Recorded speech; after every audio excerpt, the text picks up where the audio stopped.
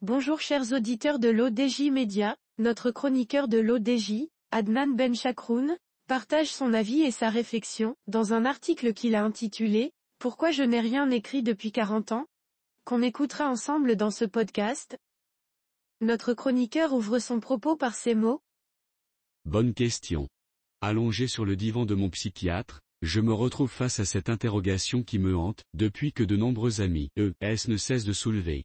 Ce n'est que dans le cabinet d'un psychiatre que je me suis entendu me poser cette question et mes réponses. Écrire pour écrire, autant partager avec vous l'essentiel de cette confession. Je ne suis pas écrivain. Je ne suis pas journaliste non plus. Mais depuis longtemps, je tourne autour de l'écriture, la scrutant de loin, la commentant, la dévorant des yeux sans jamais oser m'y plonger. Pourquoi cette réticence ? Quels sont ces obstacles invisibles, qui m'empêchent de saisir le stylo et de laisser libre cours à ma voix intérieure ? Mais avant d'aller plus loin, je me permets d'ouvrir une petite parenthèse, il y a quelque chose d'étrangement surréaliste à être allongé, dans le cabinet du psychiatre, enveloppé dans un silence presque tangible. En effet, avec ses interventions minimales, il se contentait souvent de me relancer par une petite question, un simple fil d'Ariane, dans le labyrinthe de mes pensées. C'est étrange, cette sensation d'entendre ma propre voix remplir l'espace, de me poser des questions et d'y répondre moi-même. C'est comme si, dans cet échange apparemment unilatéral, je devenais à la fois le questionneur et le répondant, explorant les recoins de mon esprit sous le regard silencieux mais attentif de mon thérapeute. Cette dynamique, bien que déroutante, semble ouvrir des portes intérieures que je n'aurais jamais trouvées seul, me guidant doucement vers une compréhension plus profonde de moi-même. Je ferme la parenthèse. Notre ingénieur approfondit sa réflexion de la manière suivante.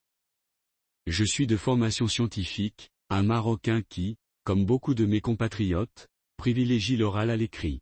Dans notre culture, les mots s'envolent, les écrits restent. Peut-être est-ce là une des raisons de mon blocage, la peur que mes mots gravés sur le papier deviennent un témoignage permanent de mes pensées les plus intimes. L'écriture, pourtant, ne demande pas grand-chose, un papier, un crayon. Mais derrière cette simplicité se cache une complexité émotionnelle et psychologique. L'acte d'écrire, c'est se confronter à soi-même, à ses peurs, à ses doutes. C'est peut-être pour cela que je l'ai longtemps évité. L'écriture est un miroir, qui reflète nos vulnérabilités, nos incertitudes, et parfois, nos contradictions. Pourtant, j'ai toujours été fasciné par les mots, par leur pouvoir de créer des mondes, de susciter des émotions, de transmettre des idées. J'ai étudié la littérature, j'ai lu des œuvres qui m'ont transporté dans des univers lointains, mais je n'ai jamais franchi le pas de devenir moi-même créateur de ces mondes. Est-ce la peur du jugement ? La crainte de ne pas être à la hauteur ? Ou simplement l'angoisse de l'exposition ?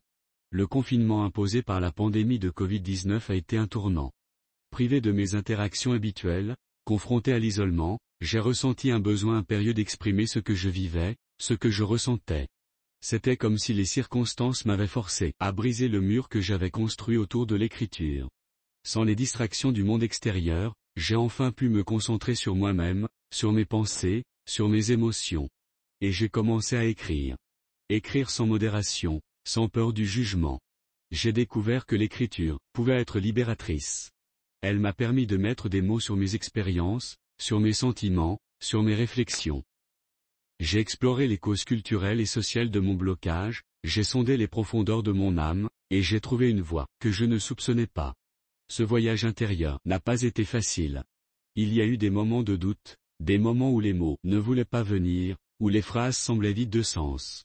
Mais il y a eu aussi des moments de pure joie, des instants où les mots coulaient de ma plume, comme s'ils avaient toujours été là, attendant simplement d'être libérés.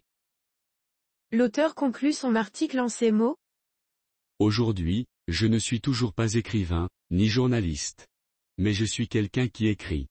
J'ai appris que l'écriture n'est pas seulement un acte de création, c'est aussi un acte de courage.